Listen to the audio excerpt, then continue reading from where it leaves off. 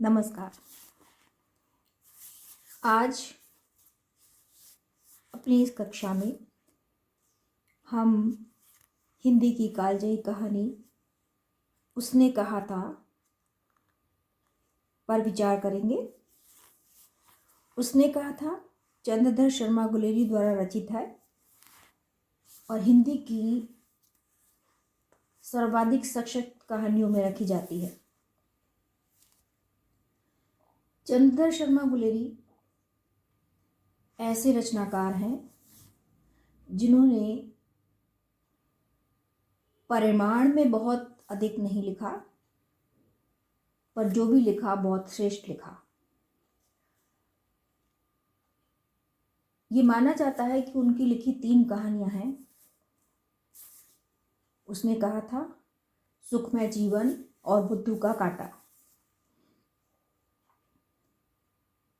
एक अन्य कहानी की भी चर्चा सुनने में आती है, लेकिन मुख्यतः इन 3 कहानियों का ही नाम लिया जाता है। और इन 3 कहानियों में से भी केवल एक कहानी उसने कहा था गुलेरी जी के नाम के साथ ऐसे जुड़ गई है कि वे एक दूसरे के पर्याय हो गए।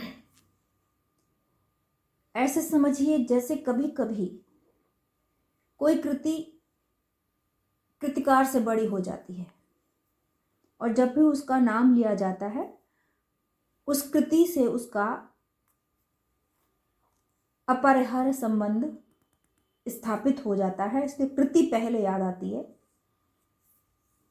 जैसे ही नाम आता है वैसे ही कृति का स्मरण हो आता है। ठीक ऐसा ही चंद्रधर शर्मा गुलेरी जी की रचनाओं के साथ है। उनकी एकमात्र कहानी उसने कहा था अपनी कहन में और अपने कथ्य में दोनों में इतनी सशक्त है कि जाने कितने वर्ष बीत गए जब ये कहानी लिखी गई, लेकिन आज तक इसे अपने स्थान से कोई हटा नहीं सका है। हम किसी न किसी रूप में इसे पाठ्यक्रम में शामिल करते ही हैं और इस बात का बिल्कुल मजबूत प्रमाण है कि उसकी उपस्थिति हिंदी कहानी जगत में कितनी बड़ी है।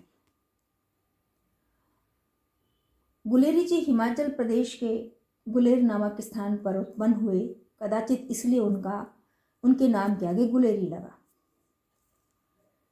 प्रारंभ से ही प्रतिभावान थे। घर बहुत संस्कारी, पूजा पाठी, आध्यात्मिक प्रवृत्ति का था। इसलिए उन्हें प्रारंभ में संस्कृत की शिक्षा दी गई, इतिहास, धर्म आदि की शिक्षा दी गई और इन्हीं आध्यात्मिकता के संस्कारों के तले वे पले पड़े। कुशाग्र बुद्धि संपन्न थे। सारी कक्षाएं बहुत अच्छे अंकों में पास की, BA MA किया और आजीविका के तौर पर कई व्यवसायों में अपना हाथ आजमाया। अंततः वह एक शिक्षक ही थे, एक साहित्यकार थे, एक शिक्षक थे। इसी रूप में उनको हम याद करते हैं। अजमेर के मेयो कॉलेज में वो संस्कृत के विभाग अध्यक्ष रहे। उसके बाद पंडित मदन मोहन मालवीय के कहने पर वो बनारस चले गए और वहीं संस्कृत विभाग के अध्यक्ष रहे।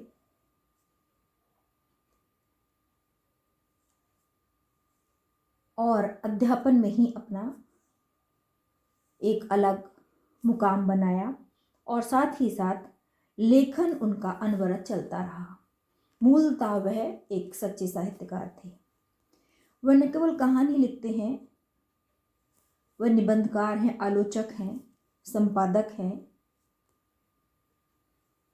और इन सभी रूपों में उनका हिंदी को जो प्रदेय है वो अविस्मरणीय है। लेकिन इन सब के बावजूद भी चाहे उनका कृतिकर्म कुछ भी रहा हो, वो याद करे जाते हैं तो उसने कहा था कि लेखक के तौर पर याद करे जाते हैं। उसने कहा था कहानी 1915 में सरस्वती में छपी पहली बार। आप समझ सकते हैं ये कितनी पहले लिखी गई है, लेकिन जब भी आज भी हम इस कहानी को पढ़ते हैं तो वह हमें अंदर तक आनंदित कर देती है। साहित्य का सबसे बड़ा प्रयोजन आनंद की सृष्टि करना है, और जो रचना इस स्तर पर हमको ले आए वो एक सच्ची रचना है। उसने कहा था कहानी अविस्मरणीय अनेक कारणों से है, और ये कारण हम कहानी को पढ़ते वक्त जान लेंगे। मैं आपको यहाँ पंक्ति पंक्ति नहीं पढ़ा सकती, कक्षाओं में मैं पंक्ति पंक्ति पढ़ाती हूँ, लेकिन कुछ अंशों का अवश्य हम अवलोकन करेंगे, क्योंकि बिना मूल को जाने सारांश से सब समझ में नहीं आता। मूल को पढ़ें तो हम उस भाव की आत्मा तक पहुंच जाते हैं जिसके लिए रचनाकार ने रचना लिखी है, और जिस भाव को उसने जिस शैली में व्यक्त किया है उससे भी हम परिचित हो पाते हैं।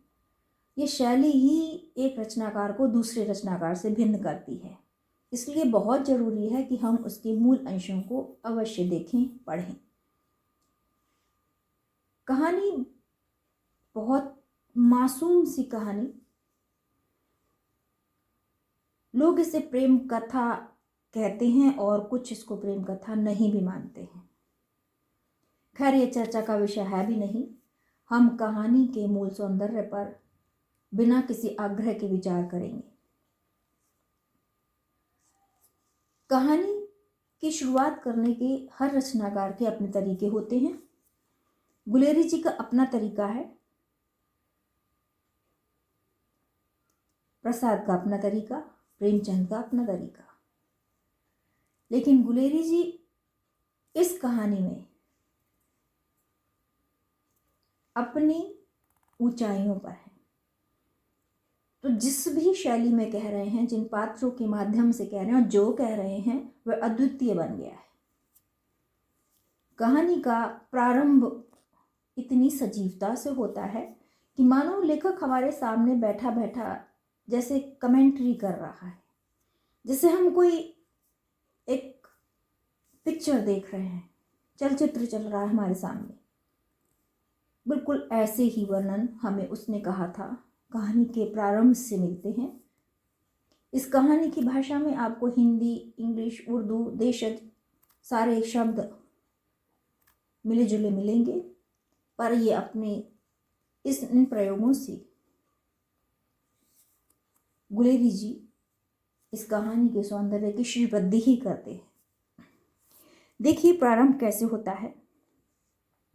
बड़े बड़े शहरों के इक्के गाड़ी वालों की जुबान के कोड़ों से जिनकी पीठ छिल गई है और कान पक गए हैं, उनसे हमारी प्रार्थना है कि अमृतसर के बम्बू काट वालों की बोली का मरहम लगावे। अब ये 15 में लिखी कहानी है, जब इक्के तांगे चला करते थे, बांस की गाड़ियां चला करती थीं। यह उस युग की कहानी है, ये आज की कहानी नहीं है। तो थोड़ा पीछे चले और आनंद लेते हैं। जब बड़े बड़े शहरों की चौड़ी सड़कों पर घोड़े की पीठ पर चाबुक से धुनते हुए इक्के वाले कभी घोड़े की नानी से अपना निकट का संबंध स्थिर करते हैं, कभी राह चलते पैदलों की आंखें न होने पर तरस खाते हैं, कभी उनके पैरों की उंगलियों के पोरों को जीतकर अपने ही को सताया बताते हैं और संसार भर की ग्लानि, निराशा, शोभ के अवतार बने नाक की सीध में चले जाते हैं। तब अमृतसर में उनके बिरादरी वाले तंग चक्करदार गलियों में से हर एक लट्ठी वाले के लिए ठहर कर सब्र का समुद्र उमड़ाकर बचो खालसा जी, हटो माई जी, ठहरना भाई जी, आने दो लाला जी, हटो बाछा कहते हुए सफ़ेद फेटों, खच्चरों और बत्तकों, गन्ने और खोमचों और भार वाले जंगलों में से राह खेते हैं। क्या मजाल है कि जी और साहब सुने बिना किसी को हटाना पड़े। यह बात नहीं कि उनकी जीभ नहीं चलती, पर मीठी छुरी की तरह महीन मार करती हुई। यदि कोई बुढ़िया बार बार चुनौती देने पर भी लीक से नहीं हटती, तो उनकी वचनावली के नमूने हैं ये। हट जा जीणे योगिए, हट जा कर्मा वालिए, हट जा पुत्ता प्रारिये, बच जा लंबी उम्र वाली। देखिए, ये गुलेरी जी की भाषा है और कितनी स्नेह के साथ अपनी बात रखती है। शहरों में और छोटे शहरों में अंतर होता है, बोली का, भाषा का, व्यवहार का। वही यहाँ स्पष्ट किया है गुलेरी जी ने।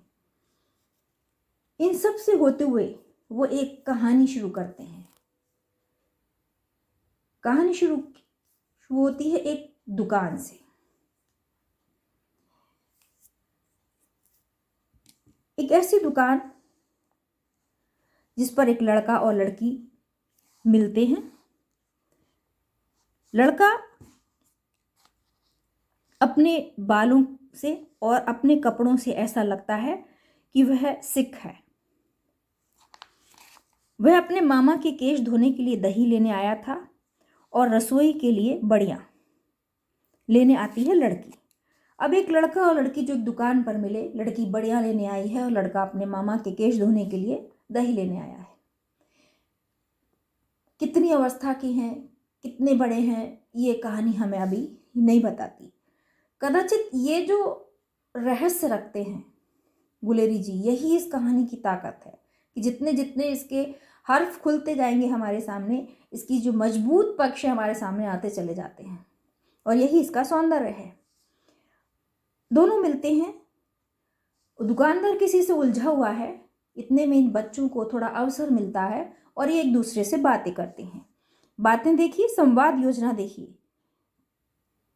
तेरा घर कहाँ है? लड़की कहती है मगरे में। और तेरे? माझे में। यहाँ कहाँ रहती है? अतर सिंह की बैठक में, मेरे मामा होते हैं। मैं भी मामा के यहाँ आया हूँ, उनका घर गुरु बाजार में है।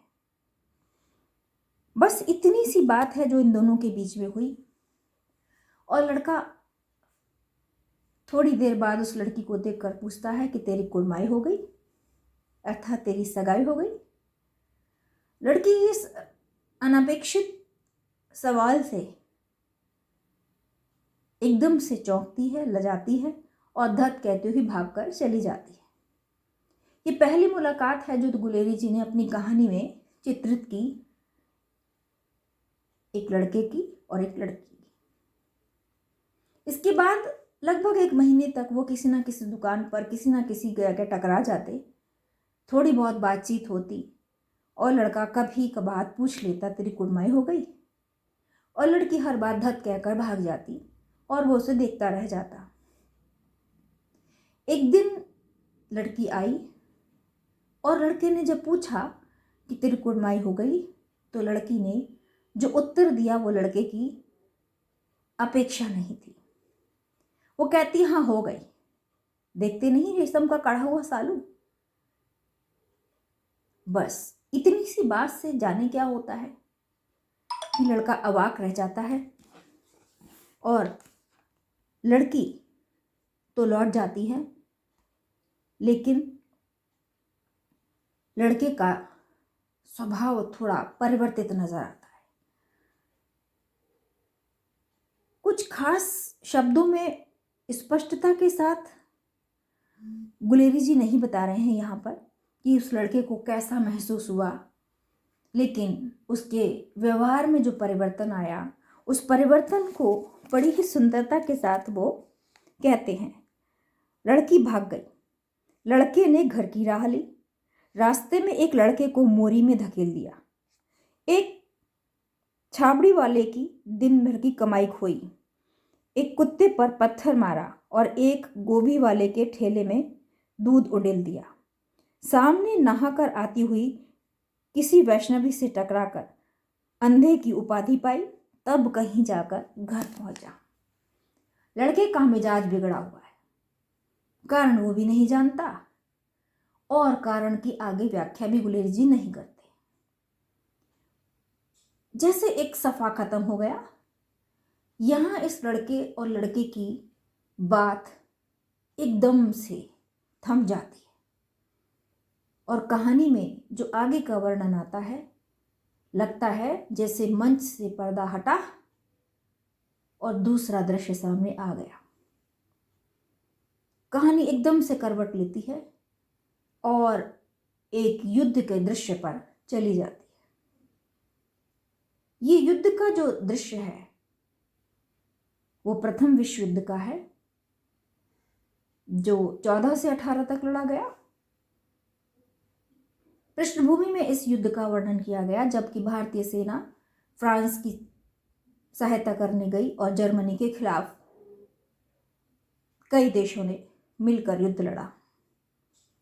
भारतीय सेना के सिपाही फ्रांस गए हुए हैं, बेल्जियम फ्रांस गए हुए हैं और वहां पर जर्मनियों के खिलाफ लड़ रहे हैं।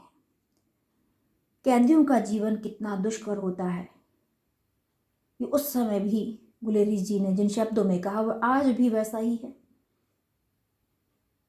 हम कल्पना भी नहीं कर सकते वो कितनी कठिनाइयों में रहकर अपने कर्तव्यों का निर्वहन करते हैं। पहले वाक्य देखिए जो लड़ाई का चित्रण करता है। राम राम, यह भी कोई लड़ाई है। दिन रात खंदकों में बैठे बैठे हड्डियां अकड़ गईं। लुधियाना से 10 गुना जाड़ा और में और ऊपर से बर्फ, पिंडलियां तक कीचड़ में धसे हुए हैं। गनीम कहीं दिखता नहीं। घंटे 2 घंटे में कान के पर्दे फाड़ने वाले धमाके के साथ सारी खंदक हिल जाती है और 100-100 गज धरती उछल पड़ती है। इस गैबी गोले से बचे तो कोई लड़े। नगरकोट का जलजला सुना था, पर यहाँ दिन में 25 जलजले होते हैं जो कहीं खंदक में बाहर साफा या कुहनी निकल गई तो चटाक से गोली लगती है। न मालूम ईमान मिट्टी में लेटे हुए हैं, न मालूम ये बेईमान मिट्टी में लेटे हुए हैं या घास की पत्तियों में छिपे रहते हैं। ये कहानी चल रही है। किसी एक लड़का और एक लड़की के बाद यदि किसी पात्र का नाम आता है तो आता है पहली बार लहना से। इस कहानी में नाम के साथ पहले पात्र की उपस्थिति लहना से। कोई है जो लहना सिंह का नाम लेकर कह रहा है लहना सिंह 3 दिन और, 4 दिन काट लिए, 3 दिन और फिर रिलीफ आ जाएगी और हमको 7 दिन का आराम मिलेगा और हम भी गोरी मेमों के बागों में फल और दूध खाते हुए आराम से रहेंगे। वो गोरी मेमे हम पर बहुत दया और स्नेह रखती हैं क्योंकि हम उनकी देश की तरफ से लड़ रहे हैं। लेकिन लहना सिंह को ये ऐसे पड़े रहना और बिना लड़े पड़े रहना सैनिक के रूप में पसंद नहीं। वह कहता है 4 दिन तक पलक नहीं झपी, बिना फेरे घोड़ा बिगड़ता है, बिना लड़े सिपाही। मुझे तो संगीन चढ़ाकर मार्च का हुक्म मिल जाए तो फिर 7 जर्मनों को मार कर न लौटूं तो मुझे दरबार साहब की देहली पर मत्था टेकना नसीब ना हो। लहना सिंह का बस चले तो वो अपनी तरफ से सारे जर्मनों को अकेला मार दे, लेकिन सूबेदार हजारा सिंह उसे समझाते हैं कि यदि हमें सब्र करने का और प्रतीक्षा करने का हुक्म मिला है तो मानना चाहिए, क्योंकि जो बड़े अफसर होते हैं वो हमसे ज्यादा समझते हैं। कैदियों की आपस में बातें चलती।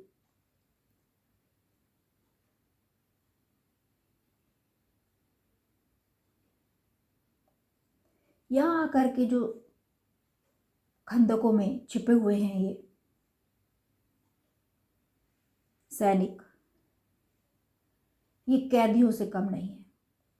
कैद किस लिए कि बिना हुक्म के उनके पैर बंधे हुए हैं और उन्हें लगता है हम कैदियों की तरह जी रहे हैं। यदि हमें हुक्म मिलता तो हम इनको मारकर लड़ाई को खत्म कर देते, लेकिन अब कुछ नहीं कर सकते। अपने से बड़े अफसरों की बातें माननी पड़ती हैं। बात ही बात में वो ये चर्चा करते हैं कि हम जहाँ हैं वो ज़मीन भी बहुत अच्छी है और एक दूसरे को तसल्ली देते हैं कि जहाँ हम हैं हम कोई बुरे नहीं, बहुत सुंदर देश है, बहुत संपन्न देश है, लोग बहुत अच्छे हैं। एक दूसरे को तसल्ली देते हुए वे उस देश की स्त्रियों की बड़ाई करते हैं कि ये फिरंगी में बड़े अच्छे हृदय की होती हैं, सब पर दया भाव रखती हैं। हजारा सिंह इसी दौरान एक वाक्य कहते हैं कि गोरी मेमे हमें सिगरेट पीने के लिए कहती हैं, ये नहीं जानती कि सिख तंबाकू नहीं पीते, और वो जाने अनजाने हमारे होठों से सिगरेट लगा देना चाहती हैं ताकि हम कुछ आराम महसूस कर सकें। ये वाक्य ध्यान रखने योग्य है कि यहाँ हजारा सिंह कह रहे हैं सिख तंबाकू नहीं पीते। कहानी में कुछ वाक्य आगे चलकर खुलेंगे, बस ध्यान रखने योग्य है कि ये बात कही गई है। बातें चलती रहती है। हजारा सिंह इसी दौरान पूछते हैं कि बोधा कैसा है। बोधा हजारा सिंह का बेटा है और इस समय बहुत अस्वस्थ है, और सभी सैनिकों ने उसे बिस्कुटों के जो खाली टीन के डिब्बे होते हैं उन टीन के डिब्बों पर कंबल डाल दिया है नीचे, और ऊपर से भी उसके ऊपर कंबल डाल रखे हैं, और उसे आग जलाकर तपाते रहते हैं ताकि उसे कोई ज़्यादा परेशानी न हो। ये एक दूसरे की सहायता करते रहते हैं सैनिक, अपनी चिंता किए बगैर। बोधा सिंह उनके लिए इसलिए महत्वपूर्ण हो गया कि वो अस्वस्थ है और उसे बचाया जाना चाहिए। लहना सिंह बोधा की पूरी परवाह करता है।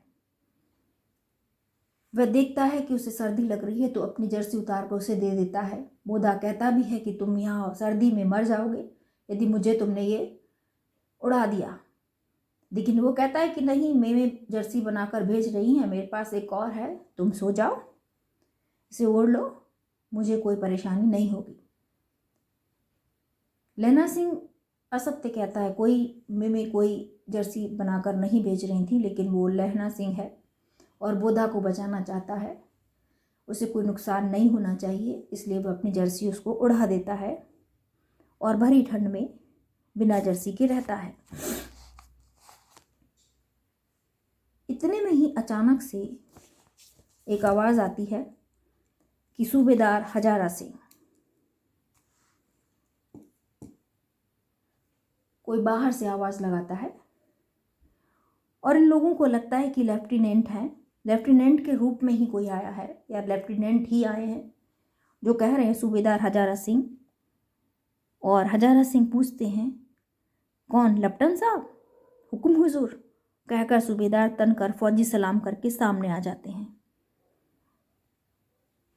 अब ये जो लेफ्टिनेंट आया है इसने घटनाक्रम को बदला और वो कहता है, देखो इसी समय धावा करना होगा।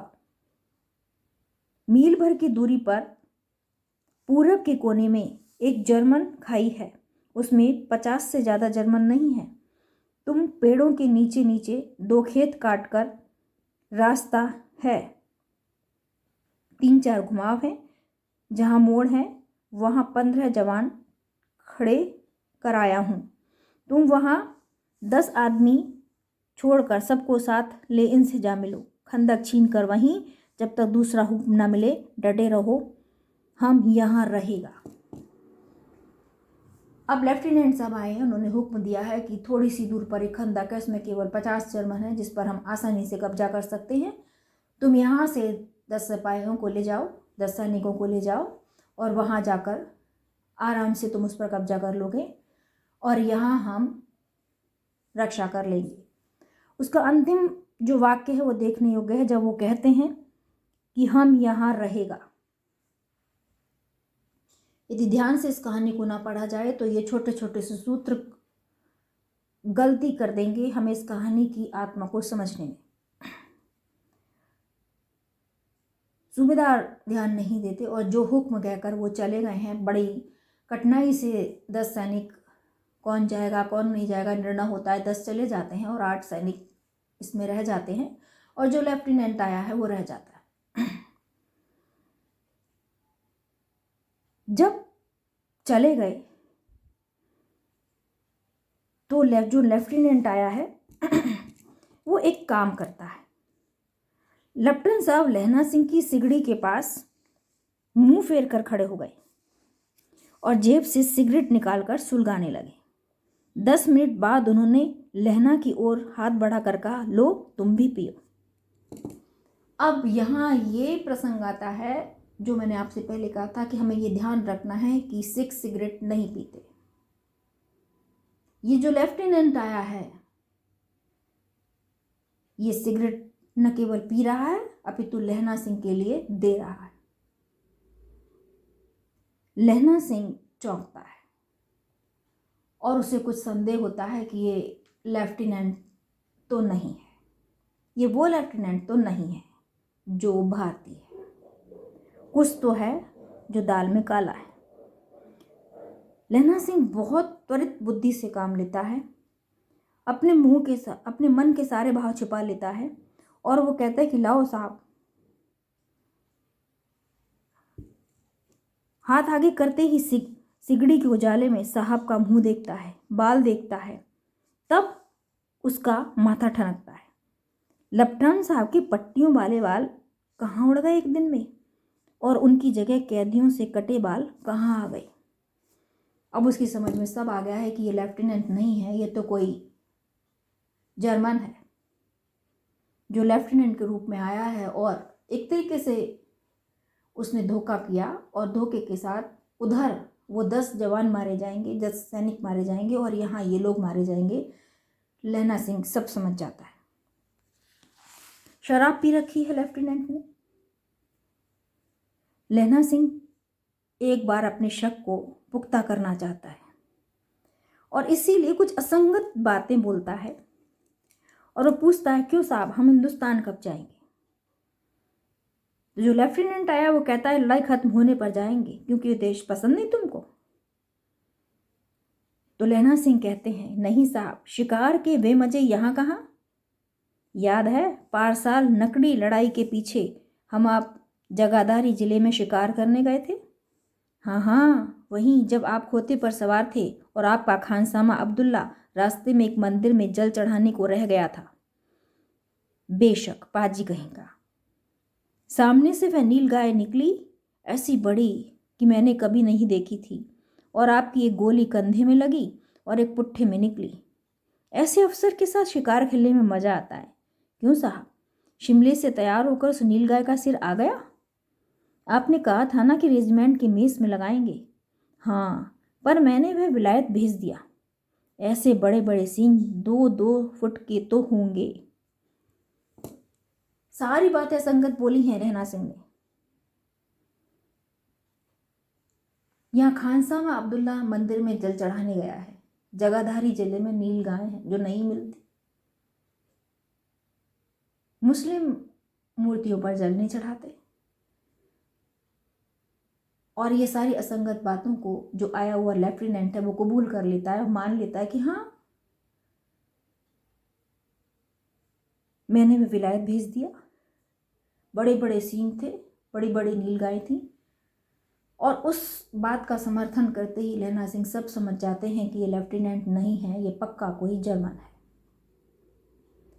देखिए ये कहानी बिल्कुल ऐसी है जैसे कि एक फिल्म चल रही है आपकी आंखों के सामने, जिसमें हर दृश्य पे जैसे एक रहस्य आ जाता है, एक कौतूहल आ जाता है, एक उत्सुकता जागती है, अब क्या अब क्या। लहना सिंह सब समझ गया है। वह कहता है कि अभी मैं आता हूँ, देशलाई ले आऊँ, और खंदक में घुसकर जाता है और वजीर सिंह को सचेत करता है कि कयामत आ गई है और लेफ्टिनेंट के रूप में आई है। ये जर्मन है, हमारे सब सैनिक मारे जाएंगे, वहाँ जो आगे गए हैं वो भी मारे जाएंगे और हमारे ऊपर हमला होगा, हम भी मारे जाएंगे। वो वजीर सिंह को कहता है कि जाओ, भाग कर जाओ, चुपके चुपके जाओ और जो लोग चले गए उन्हें वापस बुला कर ले आओ ताकि हम इन जर्मनों से लोहा ले सकें। वजीर सिंह कहता है कि जमादार लहना सिंह, ऐसे कैसे होगा, हम तो 8 ही हैं। तो लहना सिंह का वीरतापूर्वक उत्तर होता है, 8 नहीं 10 लाख, एक एक अकाल सिख 1.25 लाख के बराबर होता है। चले जाओ। वो कहता तुम चले जाओ, हम 8 हैं, कोई बात नहीं है। एक एक जो सिख है, अकालिया सिख, वो 1.25 लाख के बराबर है। क्या डर, जो होगा देखा जाएगा। लौटकर जब वो आता है तो लहना सिंह दीवार से चिपक गया है और उसने चुपचाप देखा है कि वो लेफ्टिनेंट कर क्या रहा है। लेफ्टिनेंट अपनी जेब से 3 गोले निकालता है और खंदक में 3 जगह पर उनको लगा देता है और उस तार से बांध देता है और देशलाई उसमें लगाने ही वाला होता है कि लहना सिंह जबरदस्त प्रहार करता है और लेफ्टिनेंट गिर जाते हैं नीचे, चित हो जाते हैं थोड़ी देर के लिए। लहना सिंह 3 गोले बीन कर खंदक के बाहर फेंक देता है और उसको अपने समीप सिगड़ी के समीप लिटा लेता है, ला करके जेबों की तलाशी लेता है, लिफाफे डायरी सब अपने हवाले कर लेता है। जब हल्की सी मूर्छा जात खत्म होती है, साहब के उसे होश आता है तो लहना सिंह हंसकर बोलता है, क्यों लेफ्टिनेंट साहब, मिजाज कैसा है आपका? आज मैंने बहुत बातें सीखी। देखिए गुलेरी जी की भाषा, आज मैंने बहुत बातें सीखी। यह सीखा कि सिख सिगरेट पीते हैं, यह सीखा कि जगाधारी के जिले में नील गायें होती हैं और उनके 2 फुट 4 सींग होते हैं। यह सीखा कि मुसलमान खानसामा मूर्तियों पर जल चढ़ाते हैं और साहब खोते पर चढ़ते हैं। पर यह तो कहो, ऐसी साफ उर्दू कहाँ से सीखा है? हमारे लेफ्टिनेंट साहब तो बिना डैम के 4 लफ्ज़ भी नहीं बोल सकते थे। अरे लेफ्टिनेंट साहब, आपने तो अपना रहस्य खुद खोल दिया। हमारे जो लेफ्टिनेंट साहब हैं वो तो इंग्लिश बोलते हैं और आप साफ उर्दू बोल रहे हैं। आप खानसामाओं से जल चढ़वा रहे हैं, आप साहब को खोते पर बिठा रहे हैं। ये रहस्य तो मैं पहले ही जान गया कि आप कौन हो। लहना सिंह इस बात पर खुश है कि उसने एक रहस्य को पता कर लिया और समय रहते हुए अपने सैनिकों को बचा लेगा। लेकिन लहना सिंह ने शायद जेबों की पूरी तरह तलाशी नहीं ली होती है और इसी का फ़ायदा उठाते हैं लेफ्टिनेंट साहब और जेब में हाथ डालते हैं और जेब से पिस्तौल चलाते हैं निकाल करके, जो कि गोली चलती है और लहना सिंह की जांघ में गोली लग जाती है। एकदम से लहना सिंह पलटते हैं और अपनी हेनरी मार्टिन के 2 फायर करते हैं और साहब वहीं चित हो जाते हैं। बात इतनी सी, लगा कहानी खत्म हो गई। फिर से एक कौतूहल जागता है और कहानी फिर से शुरू हो जाती है। खंदक पर हमला हो जाता है, 70 जर्मन आ जाते हैं और खंदक को चारों तरफ से घेर लेते हैं। यहाँ 8 सैनिक और वहाँ 70, कोई मुकाबला ही नहीं था। लगता थोड़ी देर में ही सब ढेर हो जाएंगे। फिर दृश्य पलटता है और सेना की रिलीफ आ जाती है। भारतीय सेना रिलीफ लेकर आ जाती है। अब अंदर भी भारतीय सेना है और बाहर भी भारतीय सेना और बीच में जर्मन, सब फंस जाते हैं और थोड़ी ही देर बाद जर्मन परास्त हो जाते हैं और भारतीय सेना के सिपाही विजित होते हैं। लहना सिंह के इस लड़ाई में पसली में घाव लगता है। लहना सिंह चुपचाप उस पर मिट्टी लगा लेता है और कसकर साफे से बांध लेता है और किसी को महसूस नहीं होता कि उसकी पसली में गोली लगी है। इतना पता होता है कि उसके पैर में घाव है, जो दिख रहा होता है, जो नहीं दिख रहा वो किसी को पता नहीं होता। लड़ाई में काफ़ी सैनिक घायल हो गए, काफ़ी सैनिकों की जान खतरे में थी। इसीलिए जब दाहिनी ओर के खाई वालों ने गोलों की आवाज़ सुनी तो उन्होंने वहाँ से गाड़ियाँ भेजी, डॉक्टर भेजे और गाड़ियाँ बीमार अस्वस्थ सैनिकों को लेकर चलने लगी।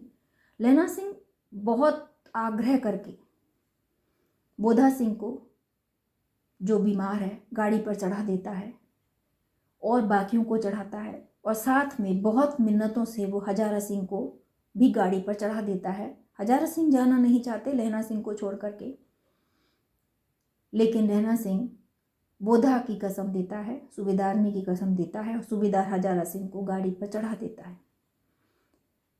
ये सब वापस लौट गए हैं और लहना सिंह वहीं रह गया है वजीरा सिंह के साथ। किसी को नहीं मालूम कि लहना सिंह अपनी मौत से लड़ रहा है, लेकिन लहना सिंह को पता है कि उसके पास चंद लम्हे बचे हैं, अधिक नहीं। जब सूबेदार अजारा सिंह को लहना सिंह ने वापस भेजा है, गाड़ी पर चढ़ाया है, तो वो एक बात कहता है, आप भी चढ़ जाओ। सुनिए तो, सूबेदारनी होरा को चिट्ठी लिखो तो मेरा मत्था टेकना लिख देना, और जब घर जाओ तो कह देना कि मुझसे जो उसने कहा था मैंने कर दिया। देखिए, यहाँ आता है आपकी कहानी का शीर्षक, उसने कहा था। एक पात्र का और नाम आता है सूबेदारनी होरा। होरा हजारा सिंह की पत्नी और पोधा की माँ है। अब क्या संबंध है लहना सिंह का और सूबेदारनी होरा का, जो वो ये कहता है कि मेरा मत्था टेकना लिख देना, और जब घर जाओ तो कह देना जो उसने कहा था मैंने कर दिया। ये एक अपने आप में रहस्य है कि सूबेदारनी ने क्या कहा। हजारा सिंह चले गए, वजीरा सिंह लहना सिंह रह गए, और जब उसने देख लिया लहना सिंह ने कि सब चले गए हैं, तो वजीरा सिंह से कहता है कि वजीरा पानी पिला दे और मेरा कमरबंद खोल दे, तरबतर हो रहा है। वजीरा सिंह आंखों से सब देख रहा है, उसे पता है कि लहना सिंह ने क्या किया है। वजीरा सिंह उसे पानी पिलाता है, और इस समय गुलेरी ने जो पंक्तियाँ लिखी हैं वो शायद अमिट पंक्तियाँ हैं, अमर पंक्तियाँ हैं जो उन्होंने लिखी हैं। मृत्यु के कुछ समय पहले स्मृति बिल्कुल साफ हो जाती है। जन्म भर की घटनाएं एक एक करके सामने आती हैं, सारे दृश्यों के रंग साफ होते हैं, समय की धुन उन पर से बिल्कुल हट जाती है। पता नहीं, पर शायद जब मृत्यु के समीप इंसान होता होगा तो सारा जीवन एक चलचित्र की भांति आंखों के सामने दौड़ने लगता होगा। यही कुछ लहना सिंह के साथ हो रहा है। उसे पता है कि चंद लम्हों की जिंदगी बची है, इसलिए जीवन में जो कुछ हुआ उसके सामने एक एक करके आने लगता है। ये कहानी फिर एक नया सफ़ा खुलती है, एक नया पन्ना खुलता है, और लहना सिंह अतीत में लौट जाता है।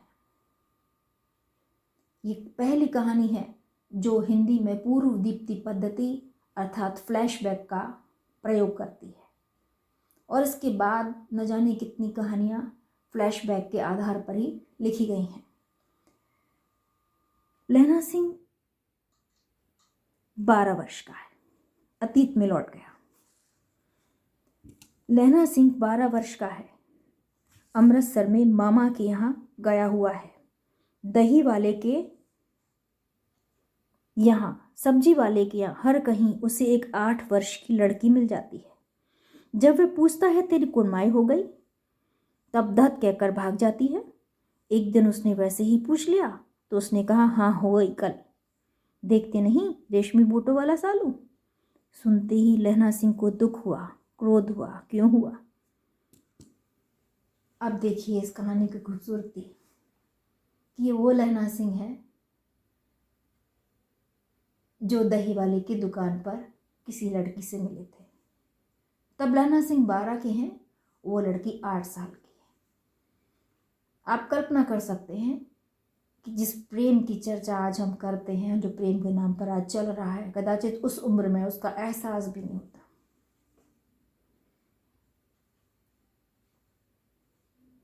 जो कुछ भी हुआ होगा उन बच्चों के बीच में, वो एक शुद्ध मैत्री है।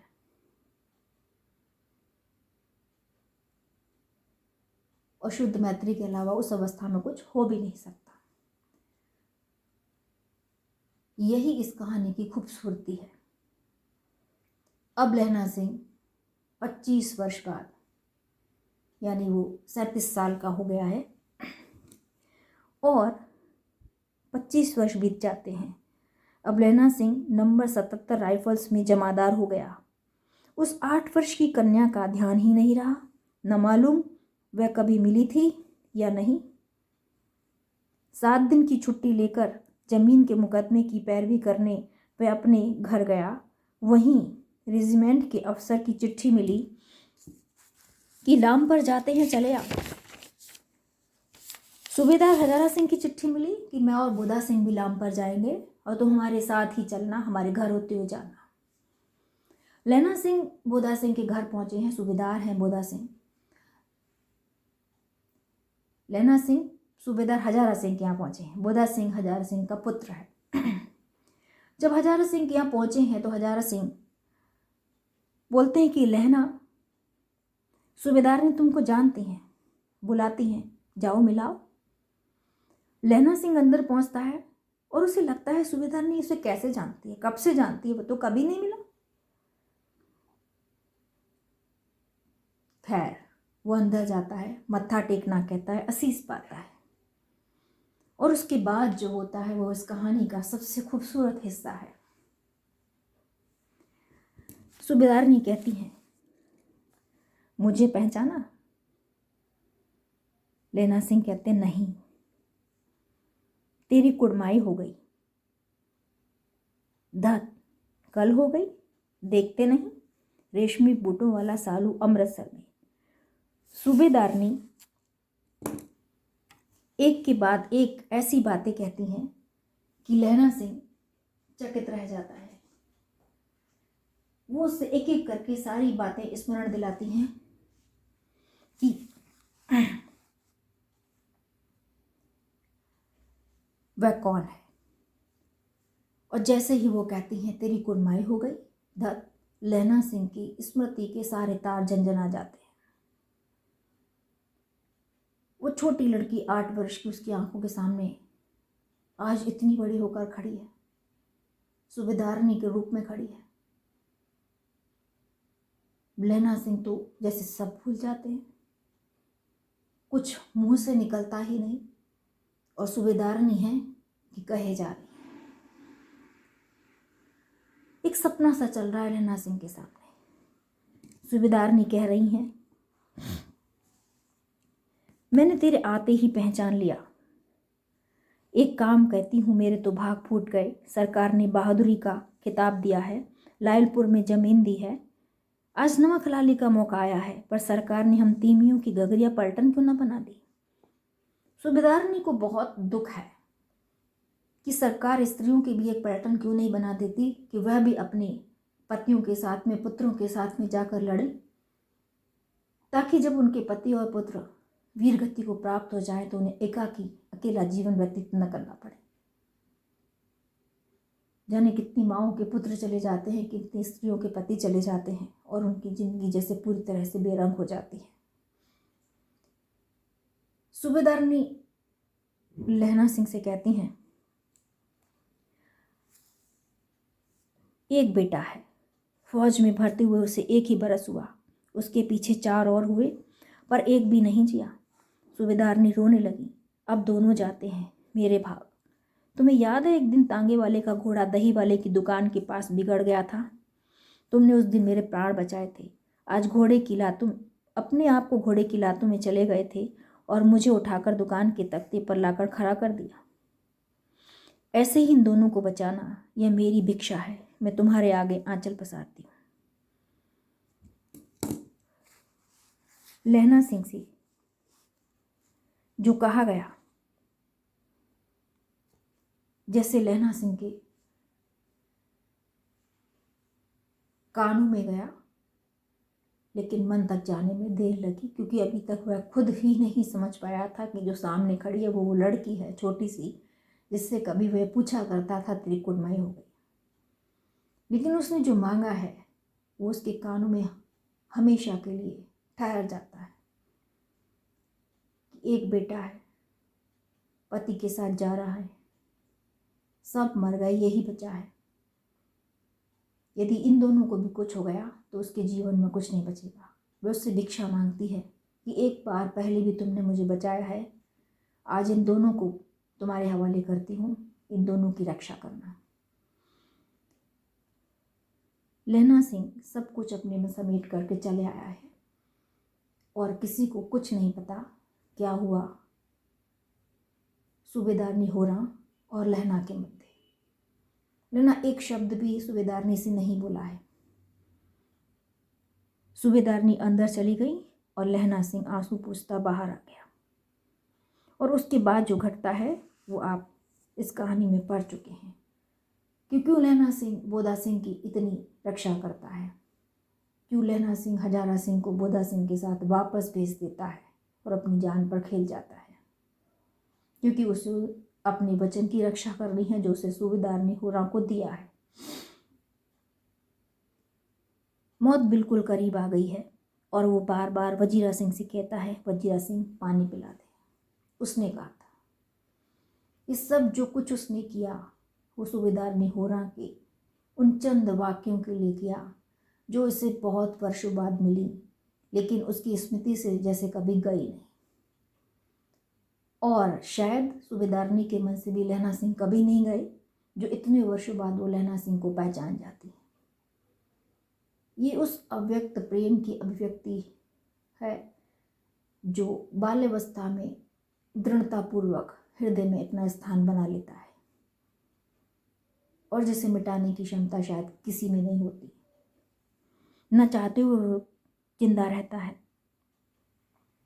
लहना सिंह बार बार पानी मांगता है और धीरे धीरे मौत के करीब होता चला जाता है।